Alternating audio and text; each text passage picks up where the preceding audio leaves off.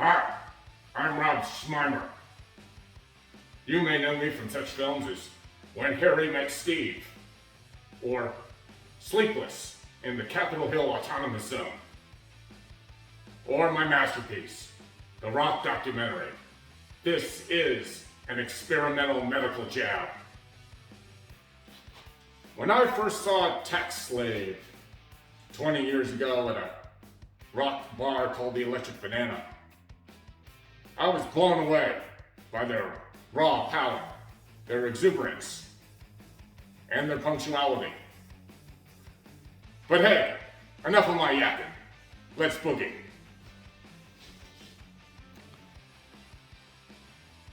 Do you play all of these?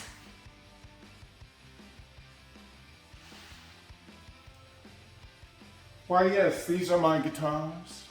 I cherish them.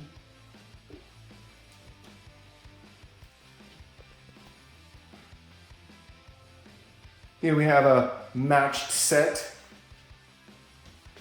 And then this one here, the sustain. Ah! You can go out and have a bite and you'll still be hearing that one. Hey, look, that one's got no ed. Here we go. See this one?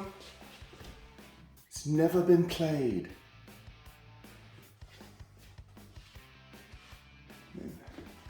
This one's seen better days.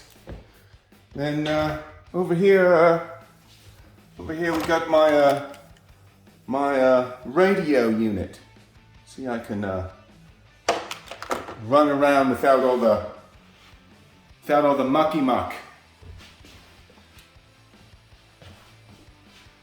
And then here we have one of the tops that we use on stage. See? You're all the way up, you're all the way up, you're all the way on 10. Where can you go? Well, I don't know. You go to 11? No. These days we go to half. Half? Yeah, half. See? Amps now go to half. So you're all the way up, you're all the way up. Where can you go? You go down. So what they have now is mode switches where your amplifier goes down to half. And then it goes down to half again. So they're just making it smaller and smaller, and you keep folding and you keep folding. And what I want is large bread. What I want is large tone. And these days everyone wants to chatty chat on their cell phone, and they want you to turn down. So that's what these switches are for, is to go in half. And then go in half again until you've got absolutely no tone left at all.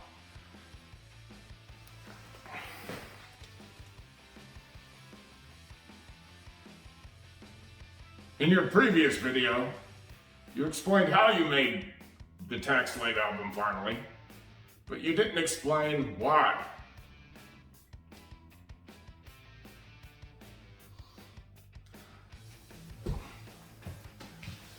The Tax Slave album came out for there were two things happening, three things. And the first thing that happened was I was a music director at a church, and the drummer called in sick, and so I said, okay, well let's just put the parts on a drum machine for this week.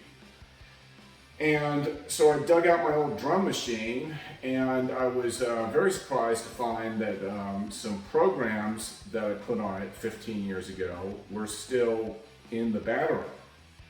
And so that kind of surprised me. And at that point, I thought, well, maybe I should get these tracks off of the drum machine before the internal battery dies. And then a friend of mine came over to the house to jam, and I was thinking that we were going to do a bunch of covers, and but he had this original bass line. He had this, it was like this Jocko style bass line with all these harmonics in it. And I thought it was really interesting. And so we started working on the tune, and that was the first original song I had done in 15 years or something, 17 years, I can't even remember. And that song became Fat Rat Bastard. And so we're working on this tune, and so I said, oh, this is really great. I got a 4-track, and we laid down some tracks for it. I also had a dream about it, and I had the guitar part that really post-punk kind of Joy Division style guitar riff in it came to me in a dream, and I said, oh, I should put this down. And so we recorded it, and then so that got the ball rolling, and then the plandemic, scandemic, whatever you want to call it, then that happened. We went into lockdown, and so I'm just stuck at home for 3 months. So yeah.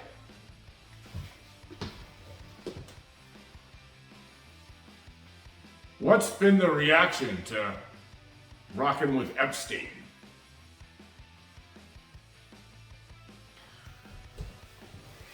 Rockin' with Epstein. This is I've always liked rockabilly music, and I really admired Brian Setzer for a long time, and I still do. Great rockabilly guitar player. I like Cliff Gallup a lot. And I was on Rockin' with Epstein. I was looking to mimic their tones, and Rockin' with Epstein was one of the first new tunes I wrote for the record, and it just kind of came out one day. It's obviously Blue Suede Shoes, with different lyrics and a different guitar solo. And I had a lot of fun with it, and it gave me the confidence to know that I could still write, and I already had Fat Rat Bastard under my belt at that point, but I think, if I remember correctly, Rockin' with Epstein was the second tune I wrote for the record. And when I play it live, I only played it live once, and it did not go over well with certain members of the audience. They just, people don't understand that the song is a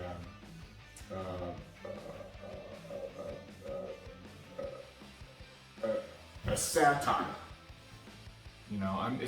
I'm not pro Epstein. He was a bad guy. He did bad things.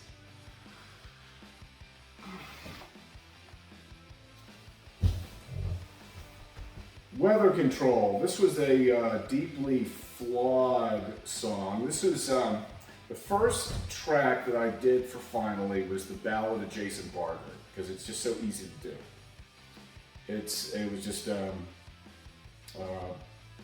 guitar, and I did it on one track. I just took the guitar and sang into the microphone, and that was it. And then I overdubbed the harmonica part. And that was like my experiment with the machine that I was using. It was a digital 4-track machine, which is really surprising to some people that I recorded this album on 4-track.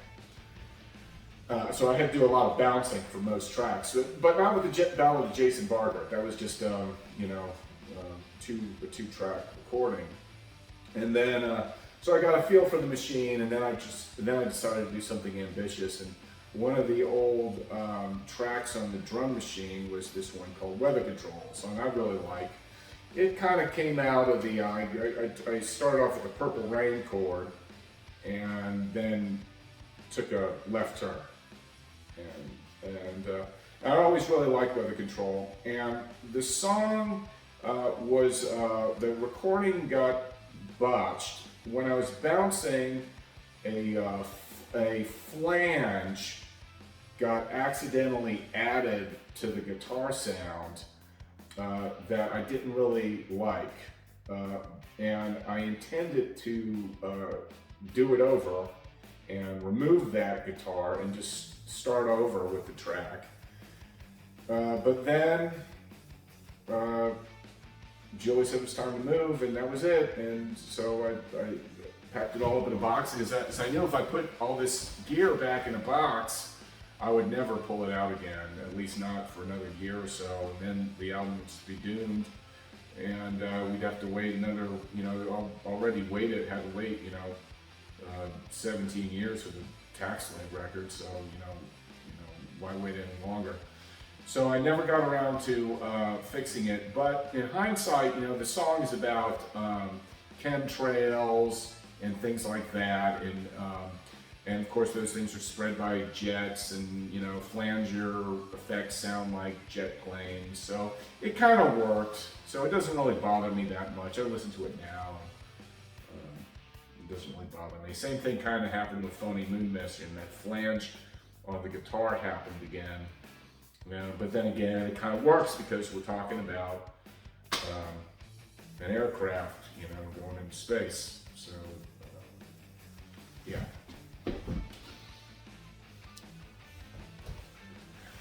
Televirus is a really good one.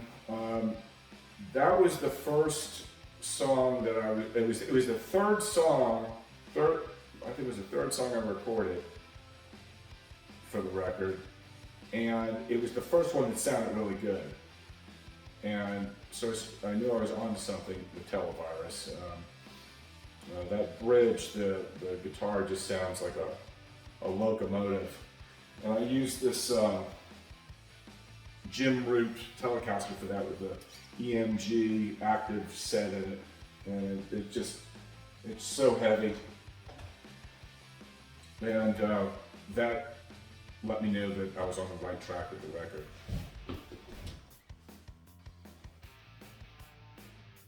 Let Us Gig is a strange song to put on a rock album. How did that one come about?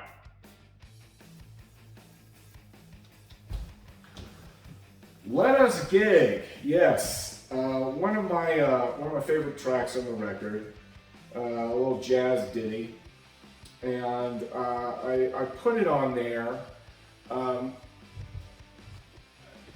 It gives the record some real variety. It's got a classical music piece on it with Moonlight Sonata, and it's got a rockabilly song on it, and it's got a little country with Bill Wright. So it's not all this hardcore punk or thrash metal or whatever you want to call songs like Televirus or anything like that, or the other thrashy tunes, but.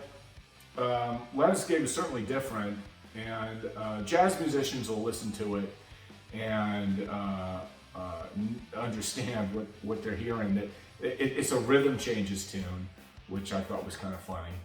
And as far as the guitar solo, I came up with this melody over the rhythm changes. And the melody, and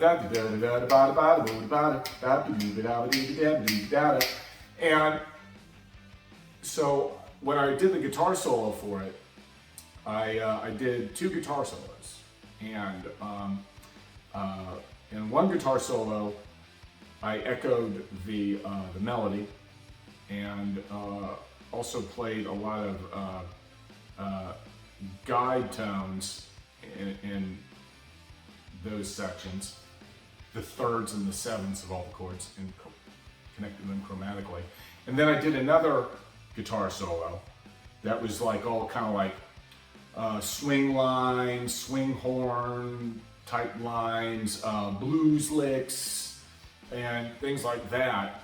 And then I took these two guitar solos and just blended them together with the faders on the machine, and and so it goes back and forth between and when that started getting stale, I would bring in like a blues lick, that kind of stuff. And I like it. It's I did that on purpose. I put that song on purpose. I wanted a jazz tune on it because I really hate all this kind of pigeonholing people do. They say, okay, so and so's a rock dude, so and so's whatever. So I stuck a little bebop jazz on there just to let people know, like, hey, I studied that stuff too. I studied with Bill Hanna at the Central Piedmont Community College.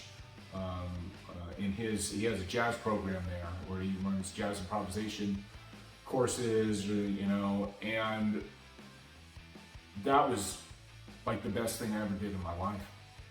Just about, that's when it finally clicked. And, I said, okay, this is a 2-5-1. I would figure out what, to play over those sorts of things. And, you just start getting automatic with it. And that was a tremendous experience I had. I learned a lot from teaching the guitar.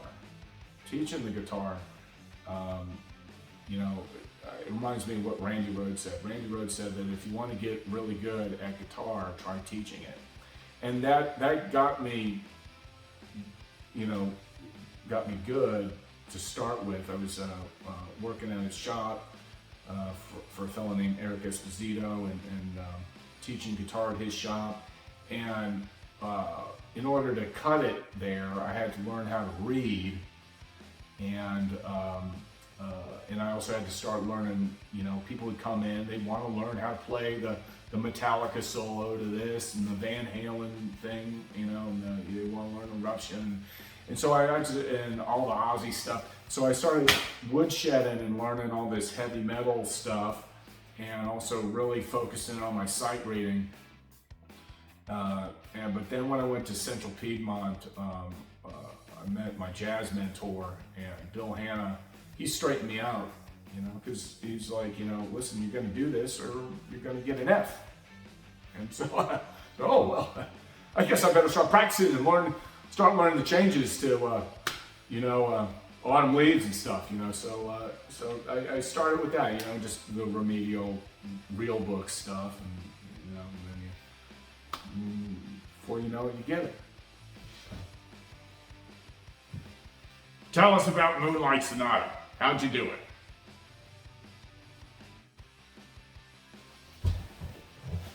Yeah, Moonlight Sonata. One of the toughest songs on the record to do.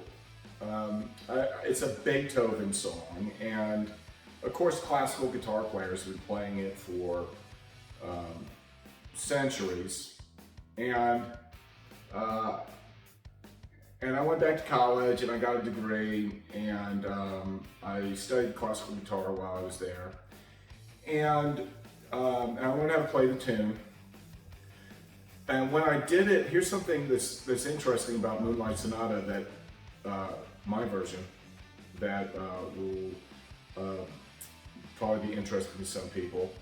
Aside from the obvious fact that it's a rock version of the tune, I had to change a lot of the voicings that Beethoven used because in the tune, Beethoven uses a lot of first inversion, second inversion chords, even some third inversion chords, and that stuff doesn't work in rock. In rock, if the chord is an E, the bass player needs to play an E. Now there are, of course, there's some exceptions, like for example on Back in Black, the guitar player when he plays the A, the bass player plays the C sharp. Yeah, sure. So yeah, there's exceptions, but as a general rule in rock and roll, the bass player needs to play the root note. So I had to reharmonize a lot of Beethoven's chords, and of course also had to invent a drum part. And I started off just doing the classical guitar on it. And then I said, this is really lame. everybody's done this. Anyone can do this. And so, so then I did it with a click track. And what's interesting is that since I did it on a click track, I was able to do all of the guitars first. And then the bass and drums were overdubbed. So if that doesn't blow your mind that I did it all on a 4-track, I might have said this before, I ran out of time doing Finally. I was doing the record and I was getting near the end, but I wasn't finished yet. And then my significant other, she says to me, I bought a house and we're moving. Pack up your stuff, we're leaving in 3 weeks. And I'm like, oh. So I had to finish the album in a real hurry. And so there were some things that I would have redone had I had more time. But so there's a one mistake of omission in Moonlight Sonata where there's one note that's missing at one point, and I never got around to fixing that. But it's okay, you know. That's what albums are, you know. You just have to do what you can in the time that you have, and then you gotta finish at some point.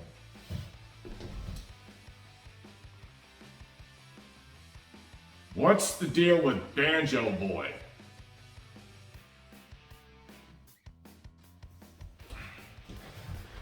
Banjo Boy.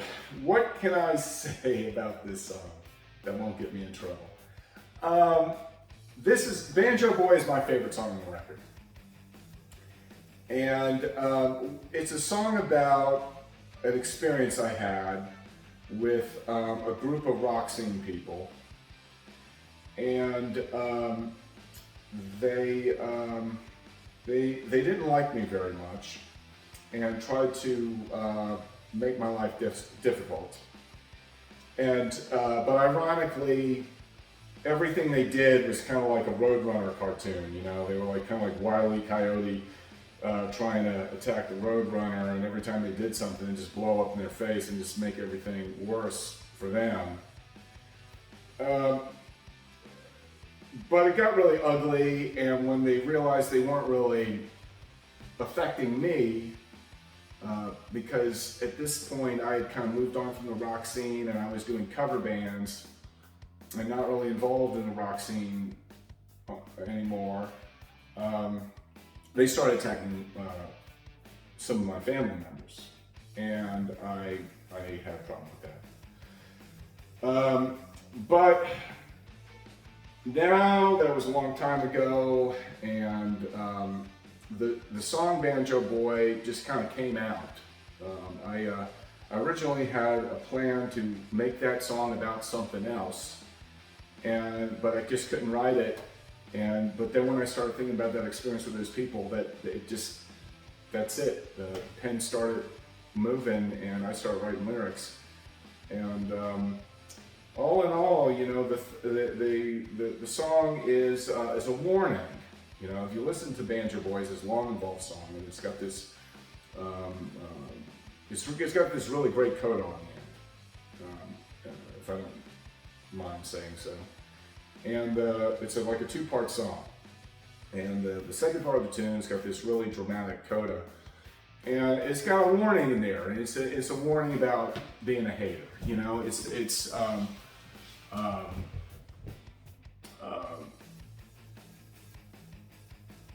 the lyric is, you live a life of hate. Better watch out before it's checkmate. Which is true, you know, don't live a life of hate, you know, because what checkmate means is, you know, is death. And we're all gonna die sometime, and you do not want to go to the grave being a hater. I don't hate any of those people now, you know, looking back, all the Banjo Boy people. I don't hate any of them. I feel sorry for them. You know, some bad things happened to some of them that I had nothing to do with, of course, but you know.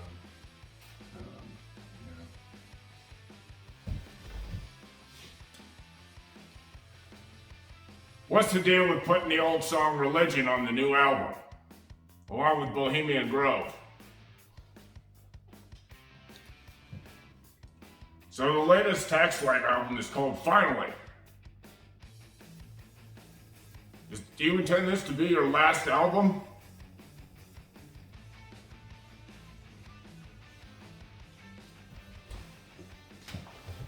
So I put Bohemian Grove and Religion on the latest Tax Slave album just to give it an all-in-one sort of shopping experience. I call the album Finally because I don't know if I'm ever going to do one of these again. I do have another album up here, but it's a lot of work putting these things out, and the records aren't exactly going to go gold or platinum. So maybe I'll get around to doing another record one day, but I call it Finally, in case I drop dead tomorrow, then, this is it.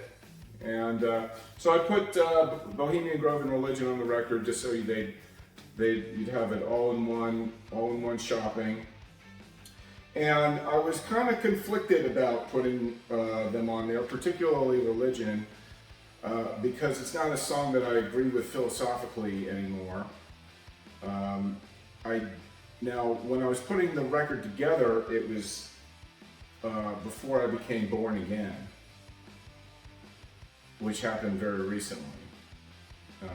This past summer, I finished reading the Bible from cover to cover, and I just changed, and I no longer really agree with the song Religion. But the album is out. I put it out before all this, and it just is what it is. How did you get involved with the church?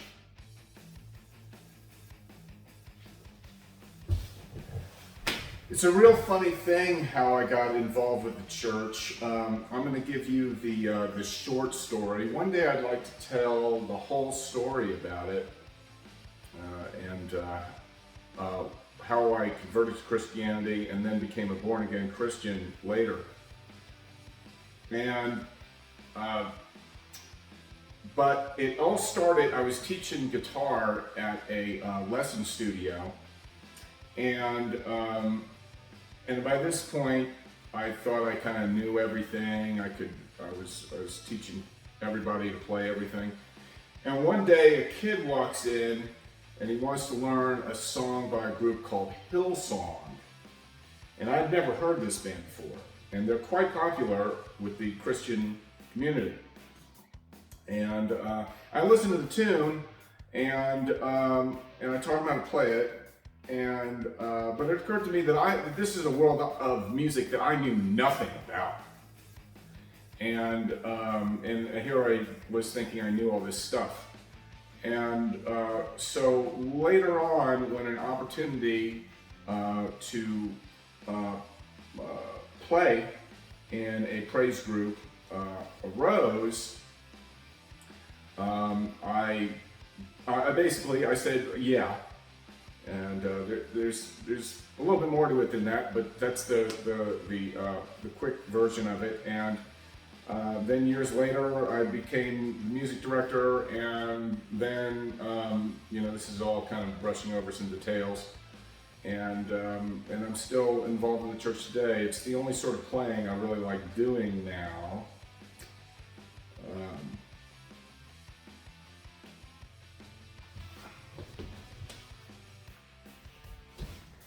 It can't hurt to say at this point that I turned my life over to Jesus Christ. He's my Lord and Savior. And I started to feel the effects of the Holy Spirit working in my life.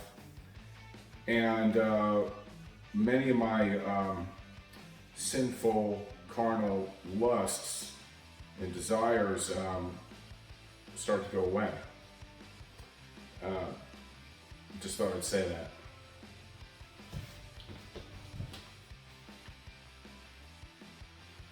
Tell us about Hungry Ghost. What happened there?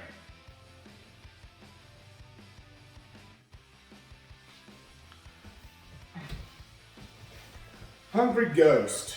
What can I say about this record that's nice? Not much. I can think of one thing, but let me get I have two major beefs with this record, and so let me just get those off my chest. One of them was my fault. My singing on this was just not good enough. I sang down in a baritone range then. Hear my train a-comin'. That kind of stuff, which doesn't really work for hard rock, and or whatever you want to call this. And so after Hungry Ghost broke up, I went to go, re-record Bohemian Grove, and I did it at this studio, and the engineer said to me, he says, your singing isn't good enough. I'm not recording this. You need to take your voice up an octave. That's the first time anyone ever said that to me. And at first I was like, I can't do that. And he's like, yes, you can. And I'm like, okay. And so I sang Bohemian Grove up an octave, and then Religion too. And he said, okay, that's a lot better. And so then we got this done. And then my other beef with the Hungry Ghost record is the production on this thing is just not good. It just wasn't recorded right. The drums were recorded with distant room miking with an XY pattern over the drums instead of very directly. And so the whole thing just isn't loud enough. But let me say one thing that's nice about the Hungry Ghost album. John Dickinson's guitar playing on this is really interesting. John plays very differently than most guitar players in a good way. Most guitar players, when they write a song, they sing it, and then they play some bar chords or something underneath it, and then when it's time for the solo, they play some scale stuff, and John's playing isn't really like that. He kind of reminds me of something like Fugazi or something like that.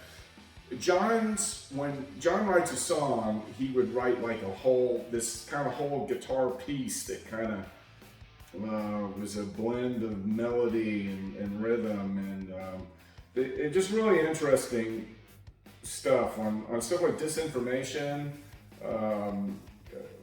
Real interesting guitar line. I never would have thought of anything like that. Population Control is definitely, that's got John written all over it. Police State Christmas is the highlight of this record. John came up with this Bach style bass line, and I was just blown away by it. And I said, "Oh, what are you doing there?"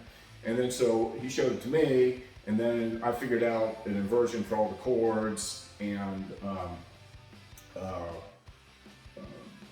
then we had this harmonized counterpoint Bach thing going on throughout the whole thing. And there aren't a whole lot of rock songs like that. So that's what I have nice to say about the Hungry Ghost record.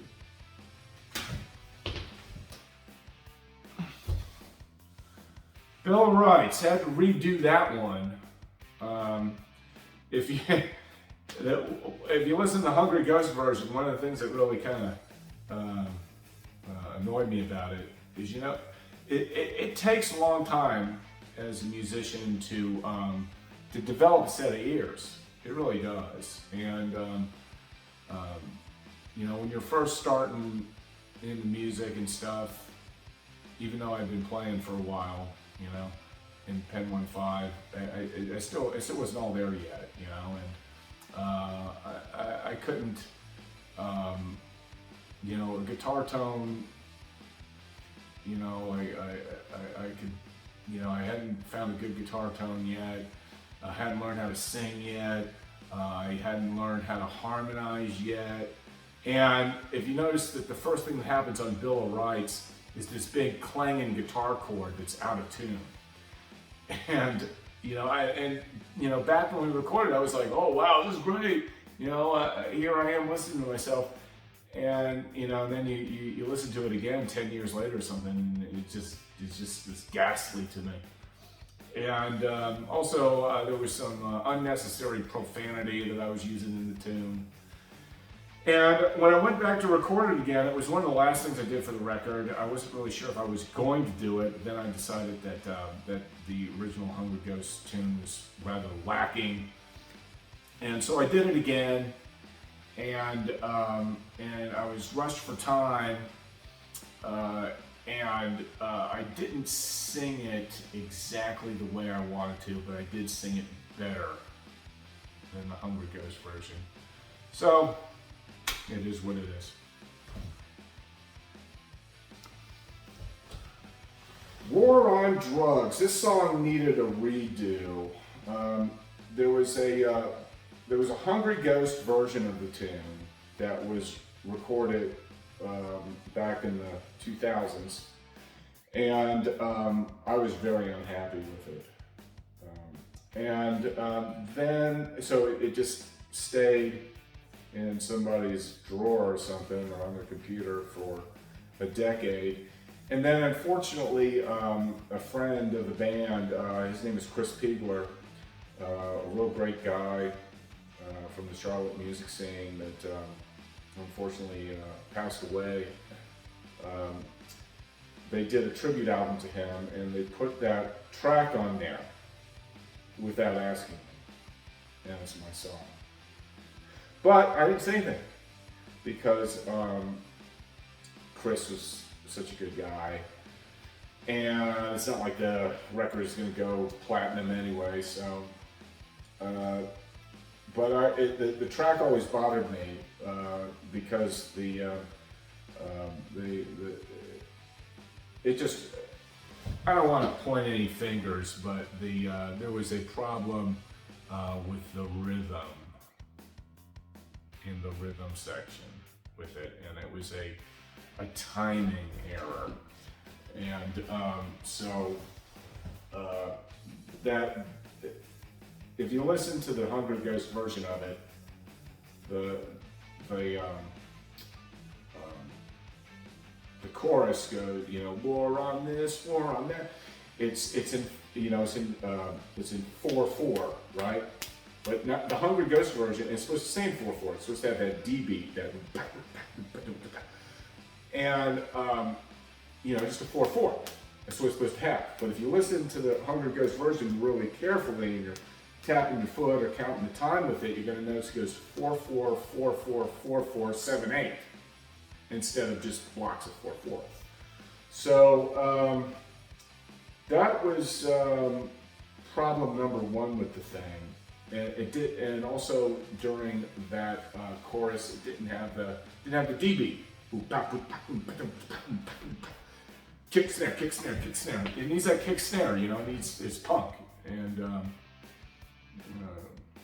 Kevin was doing a drum solo on every chorus, and so I didn't like it, so it had to get changed. What's going on with Pen 15?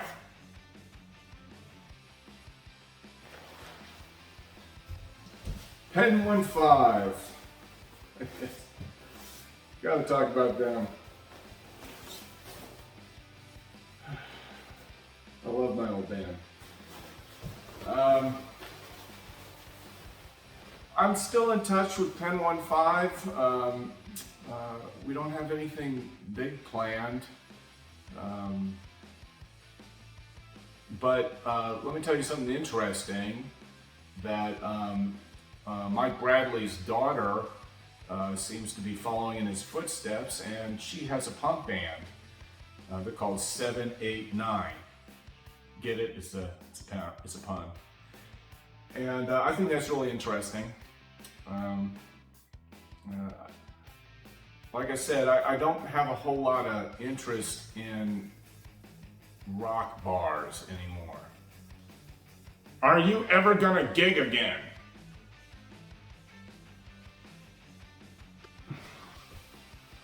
Will I Will I ever gig again? I'm really tired of gigging. Let me tell you.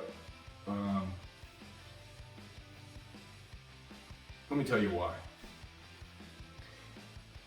It's driving. Then it's lifting. And then you're playing all night for a bunch of people that want you to turn down, so that way they can talk on your cell phone or whatever. And then, 6-7 hours later, it's 2 o'clock in the morning. You haven't gotten paid yet. The freezing rain has started, and you haven't loaded up your gear yet, which is going to take an hour. And then you got to drive and to a hotel that you can't find, or back home, for an hour. So I did that for 10 years, gigging in cover bands and the like. And I just got real tired of it. I don't enjoy gigging anymore. It's ironic because I enjoy playing more than I ever have in my entire life. But I'm pushing 50 now, and my back is bad and my knees are bad, and I broke my foot, and it's never. It's okay, but it's not really.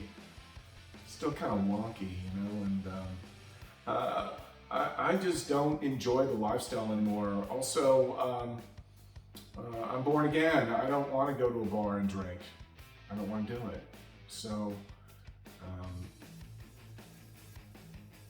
maybe I'll gig again. I don't know. But for right now, I'm content just to teach the guitar and play in church. That's it. That's the only stuff I enjoy.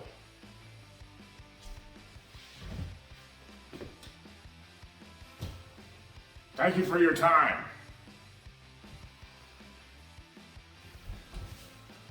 I want to thank you, Bob. It's been real nice doing an interview.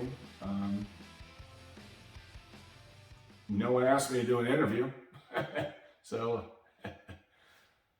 thanks for having me.